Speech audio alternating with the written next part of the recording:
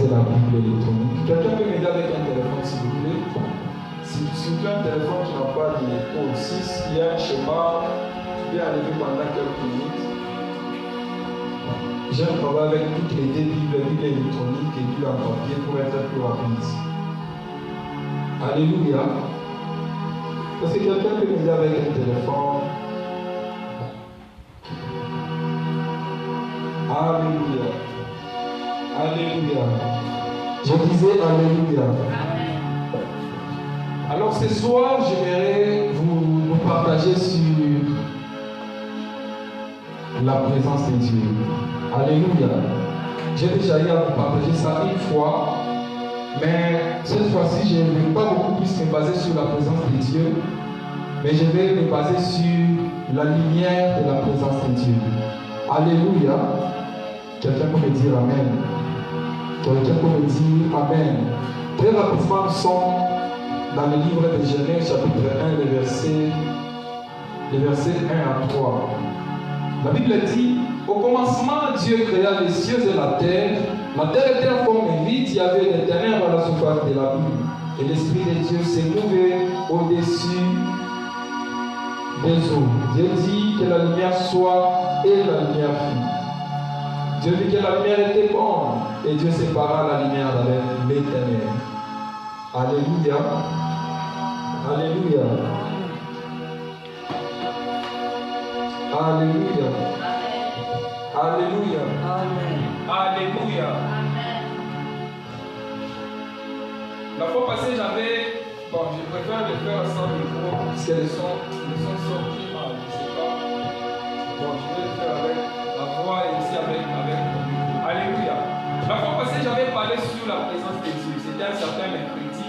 J'avais eu à partager sur qu'est-ce que c'est la présence de Dieu. Et quand on était en train de partager sur la présence de Dieu, mes frères et sœurs, nous avons eu d'abord à définir qu'est-ce qu'une présence. Nous avons eu à définir qu'est-ce qu'une présence. Et selon le dictionnaire français, le dictionnaire dit qu'une présence c'est une manifestation. Quelqu'un peut dire une manifestation. Quelqu'un peut dire une manifestation. On s'est dit une présence c'est une manifestation. Et dans d'autres dictionnaires, on dit la présence c'est l'existence d'une personne. Alléluia. Alléluia. Mais ce qui nous intéresse, nous, ce n'est pas de parler sur la présence, mais c'est de parler sur la présence de Dieu. Alléluia. Et donc, nous arrivons à comprendre que si nous pouvons parler de la présence de Dieu, nous devons aussi voir la manifestation de sa présence, ou bien la manifestation de Dieu. Parce qu'on a défini une présence comme l'existence et aussi la manifestation. Quelqu'un peut dire manifestation. Manifestation. Quelqu'un peut dire encore présence. Présence. Alléluia. Alléluia. Dans Psaume chapitre 100, les versets de la Bible dit que servez l'Éternel avec joie, venez avec allégresse dans sa présence. Donc, forcément, il existe des milliers qui sont considérés comme des milliers de la présence de Dieu. La Bible dit que Dieu est partout. C'est alors que certains théologiens disent que Dieu est omniprésent, donc il est partout. Mais si nous comparons cela avec Psaume chapitre 100, le verset 2, là où le psalmiste est en train de dire servez l'Éternel avec joie, venez avec allégresse dans sa présence. C'est comme qu'il dirait c'est lieu où on devait aller avec allégresse et joie, c'était dans la présence de Dieu. Et donc, tout millier n'est pas un millier de la présence de Dieu. Et si donc on parvient à dire que Dieu est omniprésent, donc nous allons comprendre que l'omniprésence de Dieu est partout, mais la présence de Dieu n'est pas partout. Pourquoi? Parce que la présence de Dieu ne se manifeste pas partout. Tu as gloire pour Jésus.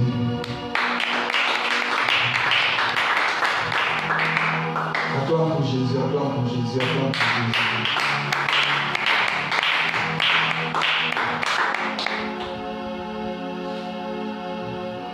Si encore on peut faire de Dieu, nous allons la comprendre aussi avec l'arche d'alliance.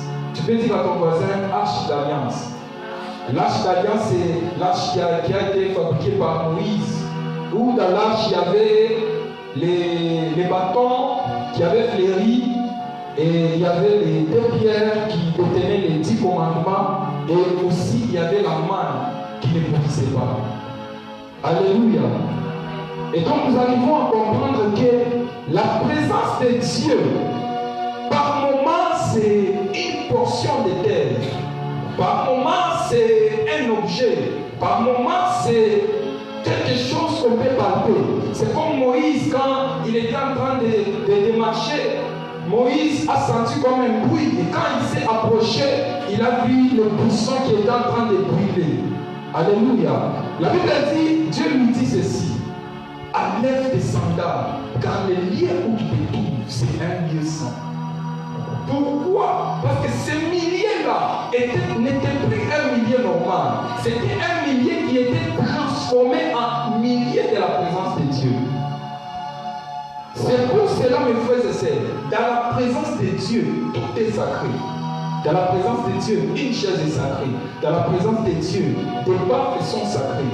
Dans la présence de Dieu, des nappes sont sacrées. Dans la présence de Dieu, des fleurs sont sacrées. Pourquoi ces choses sont sacrées? Parce que ces choses se retrouvent dans la présence de Dieu. Alléluia. Alléluia. Mais ce soir, nous n'allons pas parler de la présence de Dieu. Ce soir, nous allons parler de la lumière de la présence de Dieu. Alléluia. À toi pour Jésus, à toi pour Jésus, à toi pour le roi, à toi pour Jésus. Acclame, acclame pour Jésus, acclame pour Jésus.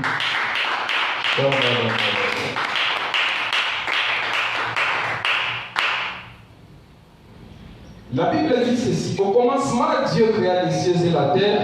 La terre était informe et vide. Il y avait des ténèbres à la surface de l'abîme, et l'Esprit de Dieu se mouvait au-dessus des eaux. Dieu dit que la lumière soit, la lumière fit. Dieu vit que la lumière était bonne, et Dieu sépara la lumière d'avec les ténèbres. J'ai compris, mes frères et sœurs, que la lumière c'est quelque chose, dès le commencement en Genèse chapitre 1, c'est quelque chose qui est apparu. Dieu a dit que la lumière soit, et la lumière y était. Alléluia. Et par la suite, Dieu dit que la lumière, Dieu voit que la lumière était bonne. Et donc, alors que j'étais en train de méditer, comme c'est beau de méditer, alors que j'étais en train de méditer, j'étais en train de comprendre forcément il y a un lien entre la présence de Dieu et la lumière. Parce que vous allez remarquer, alors que Dieu s'est mis à créer, alors que Dieu s'est mis à agir, alors que Dieu s'est mis à se manifester, il a dit que la lumière soit et la lumière fut. Alléluia. C'est presque les mêmes contextes avec Jean chapitre 1, où la Bible dit, au commencement était la parole, et la parole était avec Dieu, et la parole était Dieu. Elle était au commencement avec Dieu, toutes choses ont été faites par elle, et rien de ce qui a été fait n'a été fait sans elle. Elle était la vie, et la vie était la lumière des hommes. J'étais en train de comprendre que bien qu'au commencement était la parole, mais cette parole, la Bible dit, cette parole était la vie. Et dans cette vie, il y avait la lumière. Si Dieu est la parole, et si la parole est la lumière, donc Dieu est aussi la lumière. Non, acclame pour Jésus, acclame pour Jésus.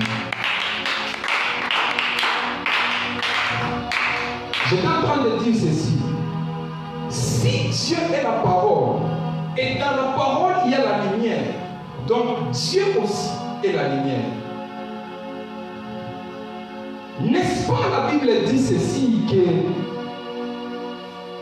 Dieu habite une lumière inaccessible, où aucun homme ne peut accéder. Cela veut dire tout simplement que à chaque fois que dans la Bible, dans certains contextes, tu peux avoir l'image de la lumière, et donc voir également l'image de la présence de Dieu. Alléluia. Alléluia. Alléluia. En Égypte, alors que Dieu était en train de frapper les Égyptiens, j'ai mis une partie, un fléau qui consistait à frapper les Égyptiens par les ténèbres. Vous allez comprendre que parmi les fléaux que Dieu a frappés en Égypte, il y avait aussi les ténèbres. Et donc Dieu a frappé les Égyptiens. C'est quoi encore? C'est quoi encore? C'est quoi encore? Les Égyptiens. D'accord. Alors que Dieu a frappé les Égyptiens, c'est bon, mais dis non aujourd'hui que tu ne peux pas me prononcer. Alléluia. Alléluia. Alors, comme c'est moi en train de me réviser, je vais dire les enfants d'Égypte.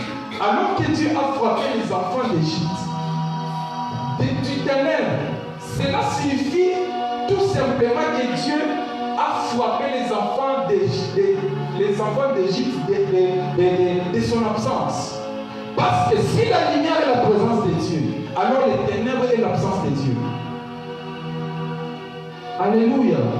J'étais en train de dire ceci. Si la lumière est la présence de Dieu, alors les ténèbres est l'absence de Dieu. Nous allons lire un verset qui va maintenant nous amener quelque part. Jean chapitre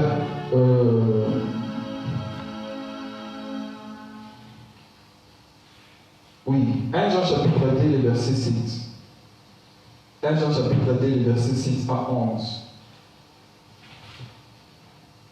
Est-ce que d'abord nous avons des Bibles ici?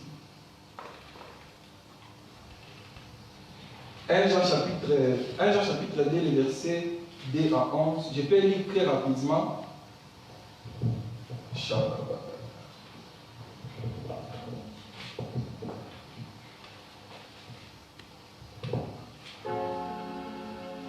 Je lis 1 Jean chapitre 2, le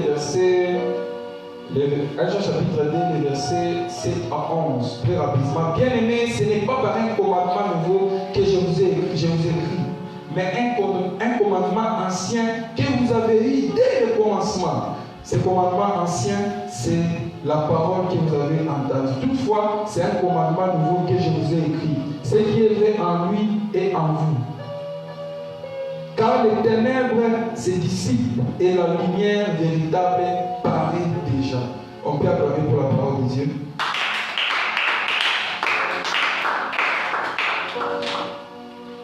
Je lis aussi le verset 9. Celui qui dit qu'il est dans la lumière et qui est son frère est encore dans les ténèbres. Celui qui aime son frère demeure dans la lumière et aucune occasion de chute n'est en lui. Alléluia. Alors que j'étais en train de méditer ces choses, le Seigneur était en train de me faire des révélations qui m'ont vraiment fait du bien. Alléluia. J'étais en train de parler de la présence de Dieu. J'étais en train d'abord de parler de Dieu. Dieu est égal à la parole. La parole est égale à la lumière. Et si on voit Dieu, on voit la parole. Et si on voit la parole, on voit quoi? La lumière. Mais j'ai vu quelque chose dans le livre de Jean. La Bible dit que celui qui est son frère, il est dans les ténèbres. J'ai vu aussi quelque chose, mes frères et sœurs. C'est que si Dieu est égal à la lumière, alors Dieu est égal à l'amour. Alléluia. Alléluia. Si Dieu est égal à la lumière, alors Dieu aussi est égal à l'amour. Parce que c'est lui qui pense, c'est lui qui est son frère, et il pense que Dieu est avec lui. Il est en train de se tromper. Pourquoi? Parce que Dieu qui est la lumière est égal à l'amour. Quelqu'un est en train de me suivre? Est-ce que quelqu'un est en train de me suivre? Alléluia.